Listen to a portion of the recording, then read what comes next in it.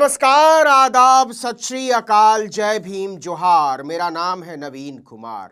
कपड़ों से पहचान लेने वाले दूरबीन के चेले अपने चच्चा को जरा ध्यान से देख लें, फिर मत बोलना कि बताया नहीं था। हिजाब नकाब पर नाक भौं सिकोड़ने वाली चैनलों की कनपट्टी तक सिंदूर खींचने वाली करवा चौथी क्वीनें भी देख लें। सफेद साफे में माथे पर काला इकाल बांधे जो आदमी है ना, वो अरब का अब्दुल है और इसको मोदी जी ने अपना भाई बोला है। यह अलग बात है कि सहोदर भाई को पूछते तक नहीं है, लेकिन अरब वाले अब्दुल भाई को इग्नोर कर दें, ऐसी हिम्मत नहीं है।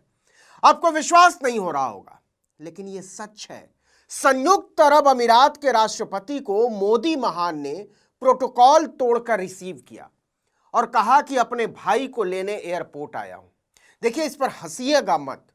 जैसे ही मोदी जी ने अमीरात एयरवेज के विशेष विमान से इस शख्स को उतरते देखा, कपड़ों से ही पहचान लिया। अरे रे रे रे, ये तो अपना भाई है, जिगर का टुकड़ा मेरा। मजाक नहीं, सच में मोदी जी ने बाकायदा ट्विटर पर पोस्ट किया कि मैं अपने भाई को लेने खुद एयरपोर्ट आया हूं। सोचिए, महामानव अब्दुल को लेने एयरपोर्ट पहुंच गए।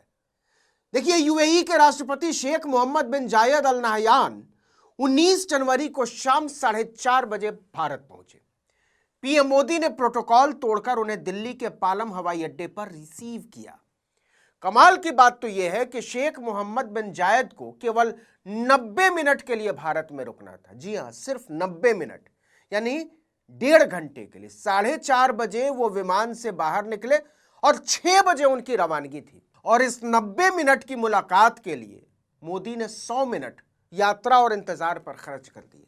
तो जिनको मुसलमानों को देखकर ही छींक आती है, गिरिराज सिंह टाइप के नेता, उनको मोदी और अरब के सबसे बड़े शेख की गले मिलती तस्वीर बार बार देखनी चाहिए, दीदा फाड़ कर देखनी चाहिए। और देखनी क्या चाहिए, अपने दिलो दिमाग में बसा लेनी चाहिए। हाय कि उनके चच्चा कैसे अरब के अब्दुल के गले पड़ने के लिए, माफ कीजिएगा, गले मिलने के लिए प्रोटोकॉल तक तोड़ देते हैं। तो इसके पीछे की वजह क्या है? ईद, बकरीद, मुहर्रम पर मुंह बिचकाने वाले शेख से गले मिलते हुए मोदी की मुस्कान देख ले, गाड़ी में बैठकर हाथ मिलाने और नजदीकी दिखाने की बेताबी देख ले, ये संदेश देने की बेसब्री देख ले कि क्या हुआ जो सनातनी डोनाल्ड माई फ्रेंड ने धोखा दे दिया। अल्लाह का बंदा शेख मोहम्मद बिन जायद तो पक्का वाला दोस्त है मेरा। तो सुनो, अब्दुल केवल पंक्चर नहीं बनाता है, वो भारत के प्रधानमंत्री को एयरपोर्ट तक दौड़ने पर मजबूर भी कर देता है। और इसकी वजह बहुत साधारण है और कहीं ना कहीं पंक्चर लगाने की उड़ाई जा रही परिभाषा के दौर में हमारे सामने आईना रख देता है कि देख लो कौन पंक्चर लगाता है और कौन स्पोर्ट्स कार उड़ाता है। आपको बता दें कि यूएई भारत का तीसरा सबसे बड़ा व्यापारिक साझेदार है पूरी दुनिया में। दोनों देशों के बीच 6 लाख करोड़ रुपए से ज्यादा का कारोबार है। इसमें यूएई भारत से केवल 2.25 लाख करोड़ रुपए का आयात करता है। इससे 3 गुना आयात भारत यूएई से करता है। अर्थशास्त्र की भाषा में बात करें तो भारत का यूएई के साथ 3 गुना वित्तीय घाटा है।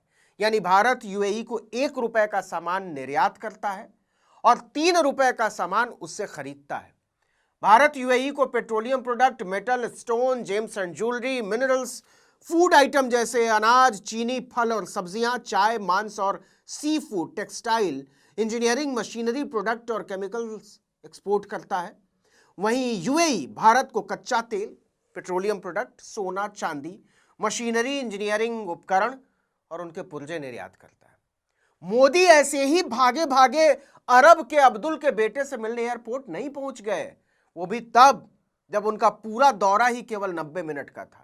अगर पूरे खाड़ी देशों की बात करें तो सऊदी अरब, ओमान, इराक और कुवैत को मिलाकर भारत जितना एक्सपोर्ट नहीं करता है, उससे 2.25 गुना ज्यादा अकेले यूएई को करता है। ये 4 देश मिलाकर 90,000 करोड़ रुपए पर पहुंचते हैं और यूएई अकेले 2.25 लाख करोड़ का भारतीय सामान आयात करता है।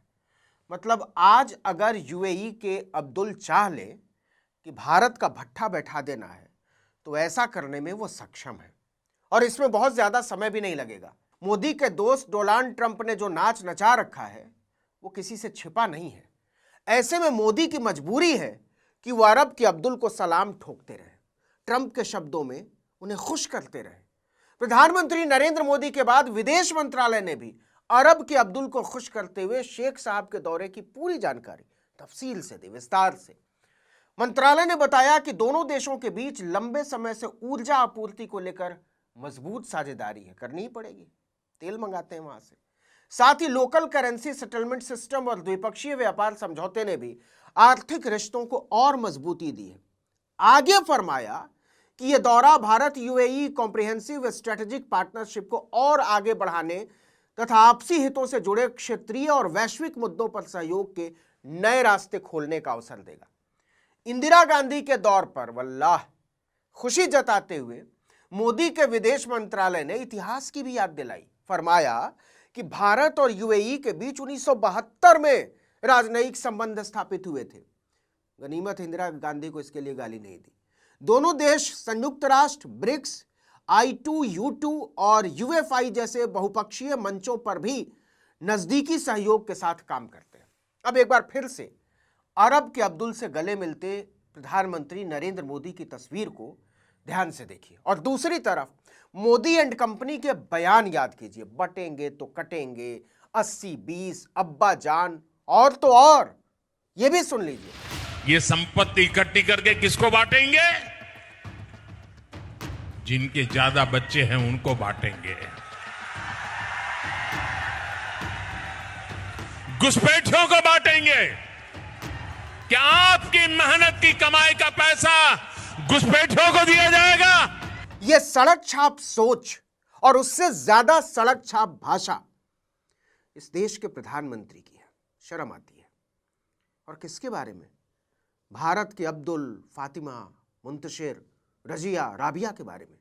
और दूसरी तरफ वही आदमी अरब के अब्दुल के गले से ऐसे झूल जाता है जैसे मंदिर के दरवाजे पर लटका कोई घंटा। घंटे की परिभाषा भाजपा के ही बड़े नेता कैलाश विजयवर्गीय आजकल बहुत ज्यादा बढ़िया से बताते हैं। 2014 में नरेंद्र मोदी के प्रधानमंत्री बनने के बाद जिस तरह से मुसलमानों को निशाना बनाया गया है वो सन्न कर देने वाला है। एनसीआरबी का आंकड़ा कहता है कि 2017 से 2021 के बीच धार्मिक हिंसा के 2900 से अधिक मामले दर्ज हुए, जिनमें अधिकांश प्रभावित मुसलमान थे। कम से कम 90 लोगों की जान गई है सांप्रदायिक हिंसा में। 1500 से अधिक घायल हुए हैं। कितने मुसलमानों के घरों और दुकानों को बुलडोजर से गिरा दिया गया और कितनों को बिना ठोस सबूत के सिर्फ आरोप लगाकर जेलों में डाल दिया गया, इसका तो कोई हिसाब ही नहीं है। जो ज्यादा डरावना है वो ये कि जिसने भी इसके खिलाफ आवाज उठाने की कोशिश की उसी को शांत कर दिया गया। भारत सरकार तो छोड़िए, भारत के संगठनों ने भी इस पर डर के मारे चुप्पी साध ली है। गैर सरकारी संगठनों ने और ऑक्सफैम या एमनेस्टी इंटरनेशनल जैसे संगठनों ने जब इस पर अध्ययन किया, कहानियां दुनिया के सामने रखी, तो उन्हें भारत से बाहर का रास्ता दिखा दिया गया। अमेरिकी सरकार के अंतर्राष्ट्रीय धार्मिक स्वतंत्रता आयोग ने 2024 और 2025 दोनों साल की सालाना रिपोर्ट में भारत को कंट्री ऑफ पर्टिकुलर कंसर्न यानी विशेष चिंता का देश घोषित करने की सिफारिश किया, क्योंकि यहां अल्पसंख्यकों की धार्मिक स्वतंत्रता का व्यवस्थित, निरंतर और घोर उल्लंघन हो रहा है। लेकिन इससे ये मामले रुकने की बजाय बढ़ते ही चले गए। खुद प्रधानमंत्री नरेंद्र मोदी ने मुसलमानों को लेकर लगातार नफरत से भरे बयान दिए गए। संसद में एक मुस्लिम सांसद को कटुआ, मुल्ला, उग्रवादी, आतंकवादी बोला गया। ऐसे में जब नरेंद्र मोदी सिर्फ 90 मिनट के लिए भारत की यात्रा पर आए अरब के अब्दुल को हवाई अड्डे पर रिसीव करने के लिए प्रोटोकॉल तोड़ देते हैं और उनके गले पड़ जाते हैं, तो लगता है गिरगिट क्या ही रंग बदलते होंगे। इस वीडियो में इतना ही, लेकिन अगर आपने आर्टिकल 19 इंडिया को अब तक सब्सक्राइब नहीं किया तो फौरन कर दीजिए, बेल आइकॉन दबाइए, घंटी जैसी आकृति लाइक कीजिए और कमेंट करके बताइए हमारा वीडियो आपको कैसा लगा। हमारा ट्विटर हैंडल है article19_India और मेरा ट्विटर हैंडल है नवीन जर्नलिस्ट। नमस्कार।